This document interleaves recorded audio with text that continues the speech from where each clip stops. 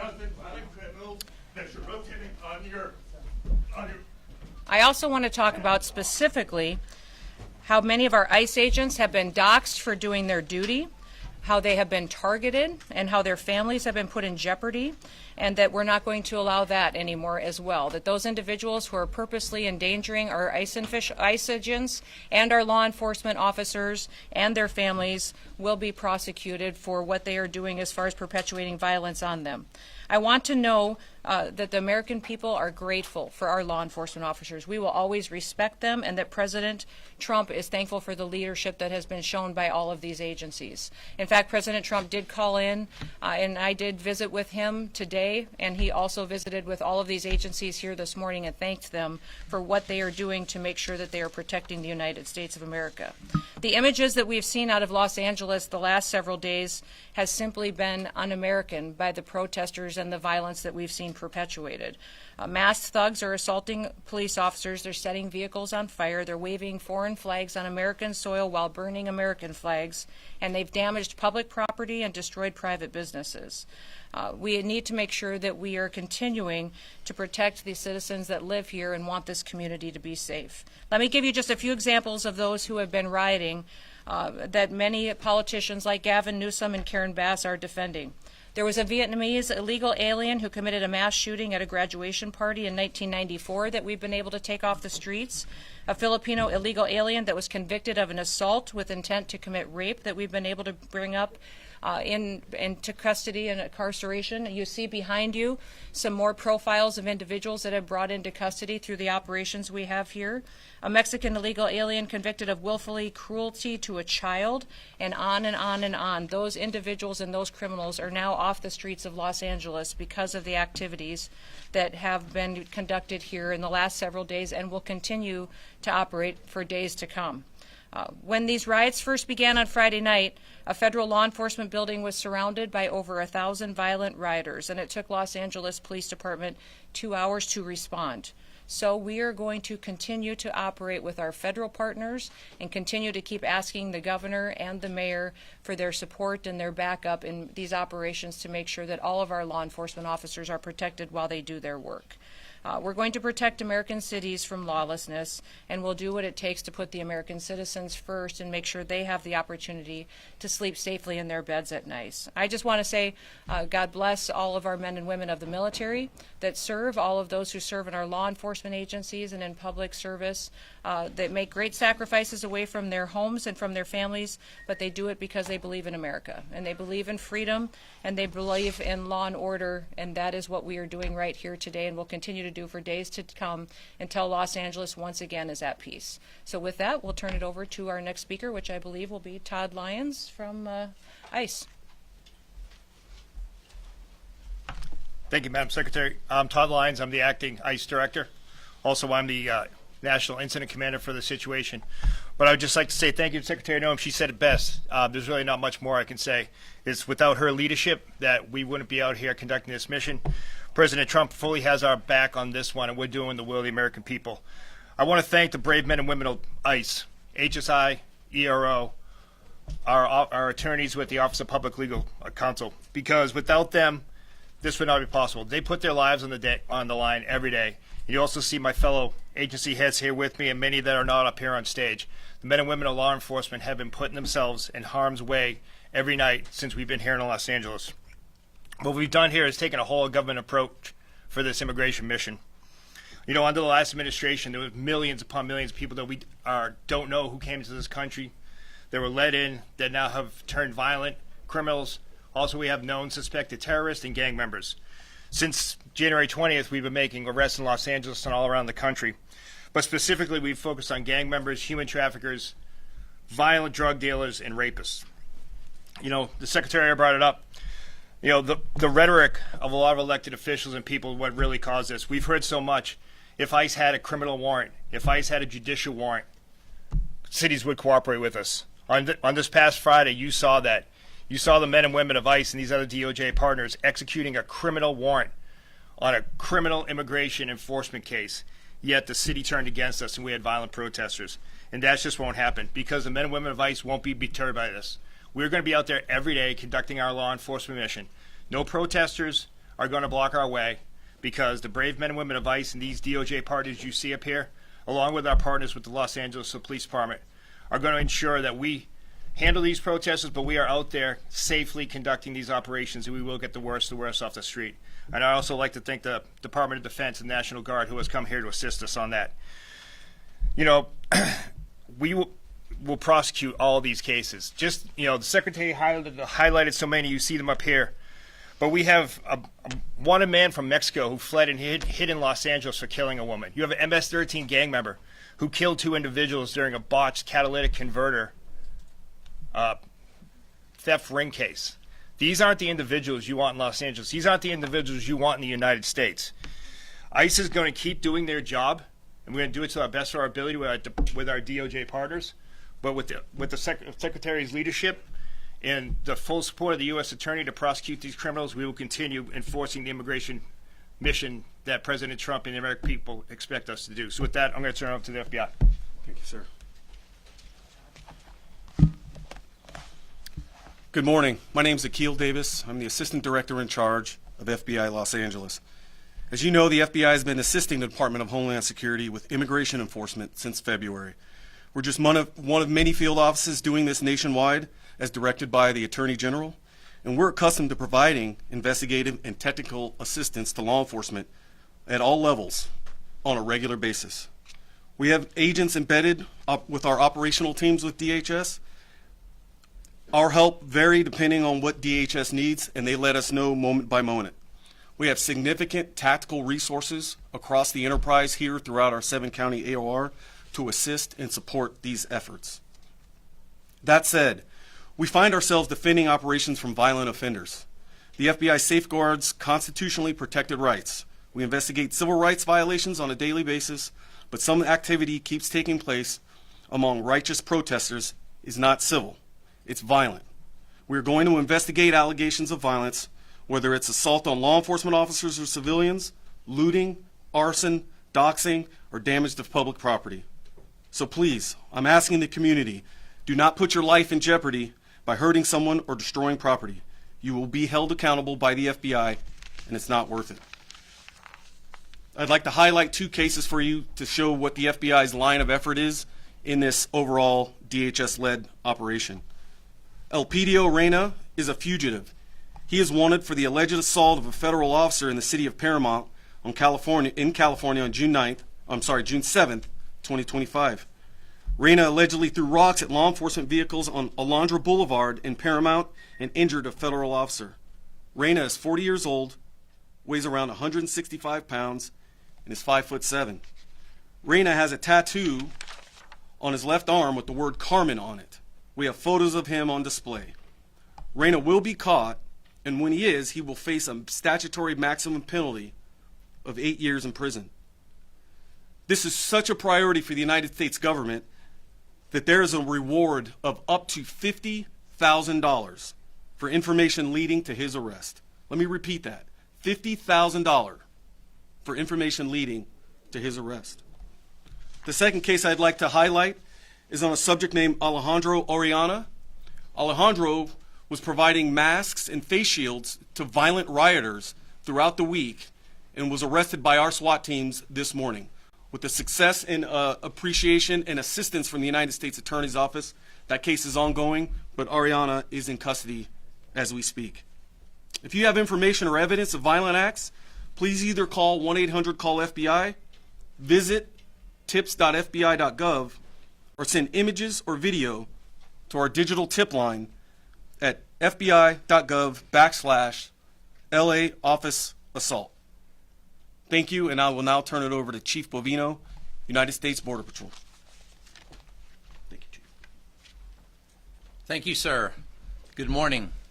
I'm Greg Bovino, Chief Patrol Agent of the El Centro Border Patrol Sector and Lead Federal Coordinator for Customs and Border Protection entities here in Los Angeles. Entities include U.S. Border Patrol, Office of Field Operations, and CBP Air and Marine. We have several hundred agents and officers here in Los Angeles right now as we speak. Our primary mission here in Los Angeles revolves around Title 8 United States Code. Let me say that again. Title 8 United States Code. Those are our immigration statutes. If you look behind us at these pictures on the wall, immigration's not a victimless crime. A lot of bad people, a lot of bad things are in our country now, including Los Angeles. For Customs and Border Protection, that's why we're here right now, is to remove those bad people and bad things, whether illegal aliens, drugs, or otherwise. We're here and we're not going away. Border Patrol, Office of Field Operations, and Air and Marine, you'll see us in Los Angeles. You'll continue to see us in Los Angeles, not going anywhere soon. As for the violence and the demonstrators, violence will not deter us, the CBP mission here in Los Angeles. I believe we saw that last Sunday night out at Paramount. We continued to conduct our patrols as we saw necessary in the middle of that riot.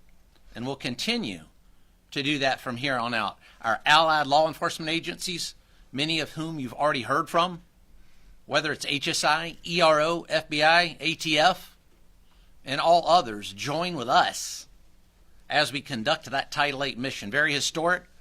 First time I've ever seen it in my almost 30-year career. It's actually breathtaking.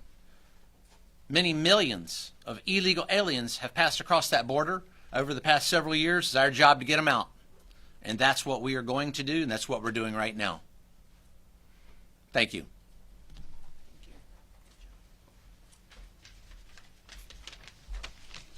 Good morning. My name is Kenny Cooper. I'm a Special Agent in Charge, ATF, LA Field Division. The Department of Justice will not be deterred from enforcing this nation's laws.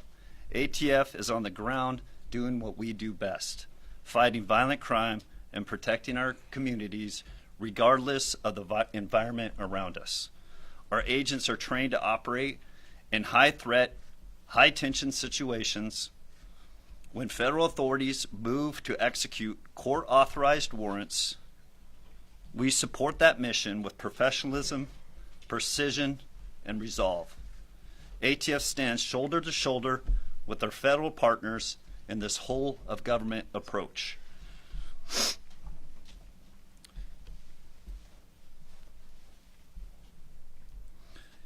ATF stands also shoulder to shoulder, including to carry out our immigration enforcement mission. If a criminal threat intersects with that mission, we bring our full capacities to the table. Let's be clear, obstructing a lawful federal operation, especially through violence or threats, is not protective activity. It's a crime. And those who cross that line will be held to account. We don't get to pick and choose when to enforce the law. Our job is to uphold it, always. ATF will continue to pursue violent offenders, support our partners, and keep doing the hard work this public demands. Thank you.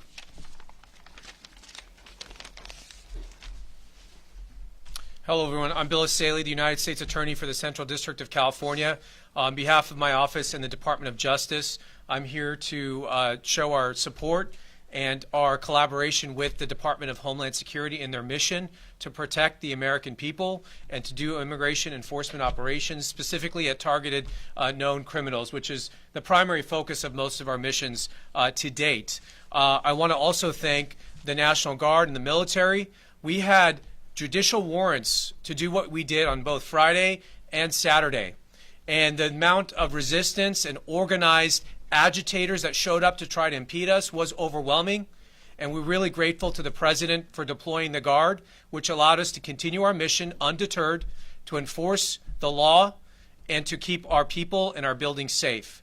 And that's really important. And my office has been aggressive in bringing charges. We charged several people over the weekend who dared to assault our agents. They threw rocks, they threw stones, they were breaking up concrete. It was out of control and it was violent.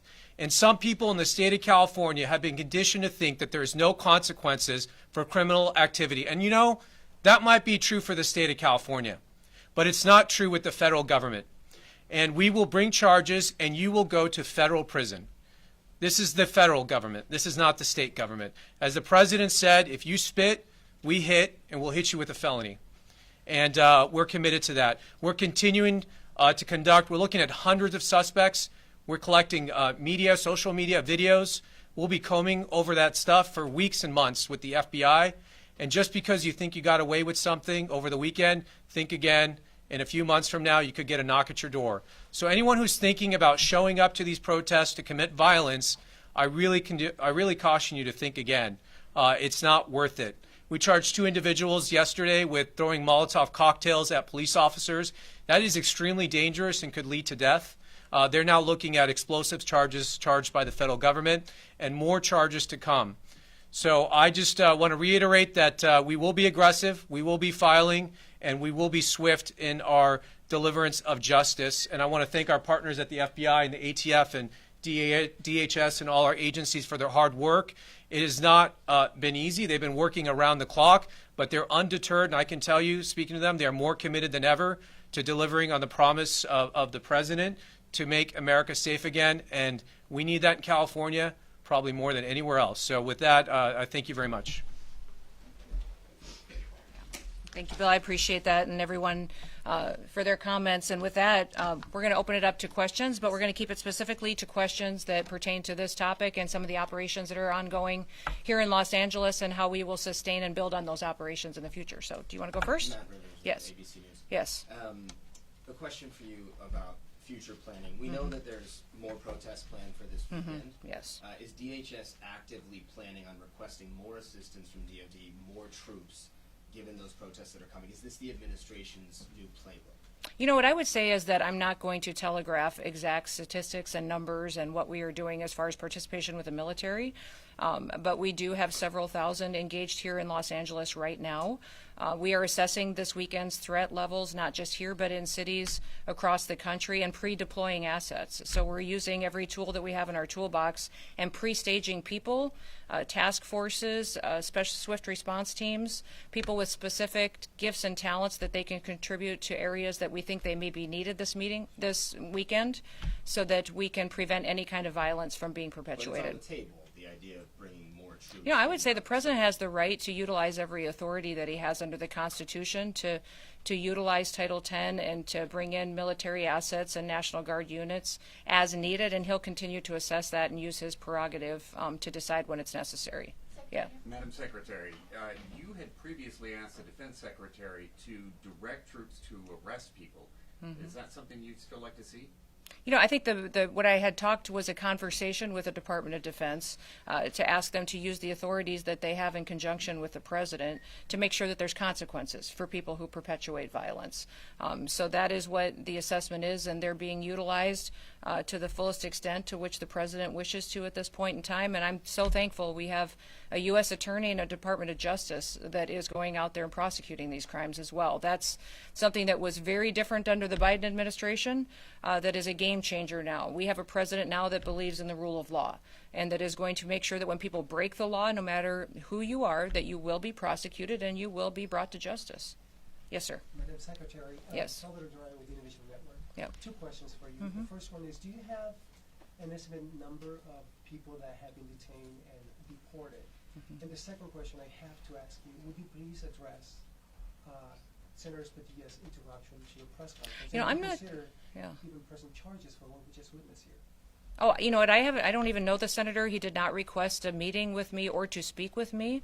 So when I leave here, I'll have a conversation with him and visit and find out really what his concerns were. I think everybody in America would agree that that wasn't appropriate. That if you wanted to have a civil discussion, especially as a leader, a public official, that you would reach out and try to have a conversation. For instance, I have left voicemails for Governor Newsom wanting to have a conversation. Has he returned them? No. He hasn't. I know that the White House has reached out and had conversations with Mayor Bass as well. And so that's what you do to try to start these conversations and ask for partnerships. Unfortunately, we haven't met that in this area. I'll visit with the senator and find out really what his concerns are and what we can do. And as far as the estimated number of people that have You know, what I would say is that we have over 1,500 people that we have been interdicting with, arresting for different situations, and we will continue to build on that. That's been just over the last few days. Know that we have more assets now today than we did yesterday. We had more yesterday than we did the day before, so we are only building momentum.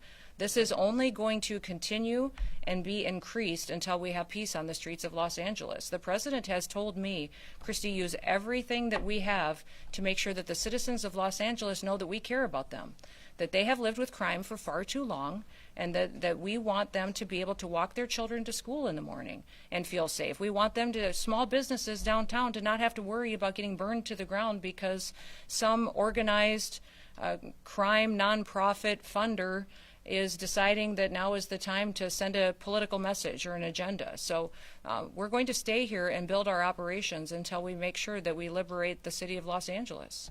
Yes, back there. I'm going to do two more if that's okay. Go ahead. Can you talk a little bit about the specific number in terms of immigration-related arrests that you make, both daily and in LA specifically? Well, we literally have tens of thousands of targets. So I think that's what's more important. People should know that there are millions of people that are in this city illegally, and that we have, I would say, thousands and thousands, tens of thousands of targets that we will be going after. And remember, this president has repeatedly said that he's going after criminals and the worst of the worst. And we're going after people that are in work sites that are trafficking drugs, that are trafficking human beings. We're DNA testing children because many times when you see people claiming that their family members or the children they have with them that are theirs, many times when we DNA testing, they're not. They're really peddling our children, and they have human slavery going on, child trafficking, pedophilia. So we are going after those individuals that we have intelligence on, and we will continue to only build on that. And yes, I'm sorry to get to you right away. There is some rhetoric out there that some of the people who have been detained, arrested, in detention are not criminals or do not have a criminal history. Can you address that? There's a lot of rhetoric out there that claims... Well, there's a lot of rhetoric and there's a lot of false information and a lot of fake news. So I'd appreciate it if you guys would start covering the facts. And we'll get you all that information that we possibly can. Now, there may be people that because of the targets that we were out there arresting, that were with those individuals, they were collaterals that were spending time with them, and all those people will be vetted. And remembering, still in the United States, if you come into this country illegally, you have committed a crime. And so when you do that, we have to go through and follow the law and make sure that we're adjudicating that and dealing with that appropriately. So the president's targets and priorities are the criminals that have perpetuated violence. But also, once again, I'm going to remind everybody, you have the opportunity to self-deport. We will buy you a plane ticket. We will give you $1,000 when you land in your home country or if you go home to Mexico, and then we will get you scheduled so that you can come back to this country legally. You will have the opportunity to come back to the United States of America. If you don't do that and you wait until we come and arrest you and have to remove you, you will never get the chance to come and live in the United States of America again. The president has been clear on this. So I'd encourage you to get on the CBP Home app, and you can self-deport today. And we will facilitate that. You can take your entire family with you, people and your loved ones, and we will facilitate you coming to this country correctly. Everybody has the opportunity to do that. If you wait until we have to arrest you, you will never get to be an American, much less live here and work here and be able to pursue the American dream. Last question. Madam Secretary, Alejandro Ortiz with Telemundo 52. Yes. You just said that you go after the worst of the worst. But we've seen ICE arresting immigrants in front of their court hearings when they go to their annual immigration check-ins. Even if they're going And remember, through the these legal are people... process, are we sending a message as a country that people, even with no criminal record, and that they're taking the legal correct path, are not safe from If they took the detention? legal correct path, they would have come here legally. They wouldn't have come into our country illegally. Second of all, Some of them they are have not final criminals. They removal have come orders. here and They have maybe final... overstayed their visa. They have final And that's removal criminal. orders, and we're That's following... That's a civil offense, but not a criminal record. It is actually under the acts that the president has invoked it through his executive orders. It actually is a criminal offense. And so one of the things that we need to remember is that when you're going out there and talking about what is happening with individuals who are in this country illegally, is that they have the opportunity every single day to return back home. And we will work with them and facilitate that and work with their families. But if they choose to wait back and to not make that decision today, then they are subject to this type of operation that will target those that have criminal activity and backgrounds and perpetuators of violence first. Those are our targets. But we are going to make sure that we're bringing peace back to the city of Los Angeles. She told me she has hundreds of cases of people coming in asking for asylum they go to their immigration checking. So my only question to you, I'd say a question back to you is, right of their due process. which laws in the United States should be enforced and which ones shouldn't? I mean, my job, here's the deal, guys. My job is not to pick and choose which laws we enforce and which ones we don't. We have laws in this country, and they matter. If you want the law changed, go to Congress. When's the last time you went to Capitol Hill and told your senator or representative to change it? That's what they need to do. This is the perfect time for Congress to make a decision on how they want people in this country to be able to have an opportunity to come here legally and to fix this. We, as law enforcement officers and as a national security department and agency, my job is to uphold the law, and that's what I will continue to do. Yes, sir, I'm going to finish with you. And I kind of like the Bass Pro hat, too, so I'm going to go here, and then I'm going to go to you. So go ahead. Yes. Is this unique to Los Angeles? Nope, these operations... I will say these operations have been much more difficult because of Los Angeles and California's sanctuary policies. SB 54 has been difficult for us, and we don't have the backup of your local law enforcement. That's put our officers in danger. In fact, even this morning, we had Highway Patrol that we were working with. I was talking to officers. They were so happy that we were here, and they were grateful that we were here interdicting with these criminals. And then the governor found out that I was here, and he pulled them off of me and told him to go back home and to not cooperate with us anymore. So if you don't think your governor's being political, he gets up every single day and the first hat he puts on is the political one, and then he makes a decision that's best for him and his family, and then he makes a decision that's best for what his future is, and then maybe 10 or 15 steps down the line, he'll decide what's best for his people. That's what your governor does. Next, I'm going to come to you. Thank you, Mr. Secretary. Can you talk about the potential change in policy with President Trump talking about maybe suggesting the exemption for longstanding farm workers and hotel workers? Yeah, I think the president recognizes that we have some Department of Labor regulations and laws that we can utilize in certain situations, and he and I have discussed this at length and with other cabinet officials, and the president and I will continue to look at that and evaluate what we can do as far as individuals and facilitating a workforce in this country that we know are people who want to be here legally, what the consequences are for them breaking the law, because everybody, when they break the law, there has to be consequences. But what we can do to facilitate making sure that those who really do love the United States of America have the opportunity at some point to live here and to be a part of our future and to be a part of this country and our economy and the dream of raising their children here. All right. Thank you, everybody. Appreciate it. I've been traveling around Los Angeles all morning. I saw a lot of graffiti, a lot of destruction. I saw quite a bit of, where we saw some of the activity. We were staying close to downtown where we were last night. It was very interesting to me. I would have preferred to have gotten into some areas that I know I was respecting the curfew because I landed after midnight and then we left the hotel this morning before 5 a.m., around 5 a.m. So, but some of those areas that we were able to see, it makes me sad. This is a phenomenal state, and this is such a beautiful city. So and people dream. But you only saw downtown since you've been. No, I've been driving. I mean, we've been in the car most of the morning doing different operations and out with our agents. But I mean, are you not? Don't you want your downtown to be beautiful? No, I just wanted to know. I would say. To know your impression of yeah. What you've seen if it was only downtown. Yeah. Or you've seen other parts of. No, I mean, I've been here many times before. But as far as this trip, we've been out on operations with law enforcement officers, and so we've covered quite a bit of territory. And I'll still be here doing different things in different areas. But I would say that everybody should want their downtown. And if you're a business owner in a downtown, if you're a family that lives there, you want it to be safe and you want it to be beautiful and somewhere people want to come. Thank you, everybody. Thank you, everybody. Appreciate it. Thank you. We will take any follow-ups later. Thank you. You bet.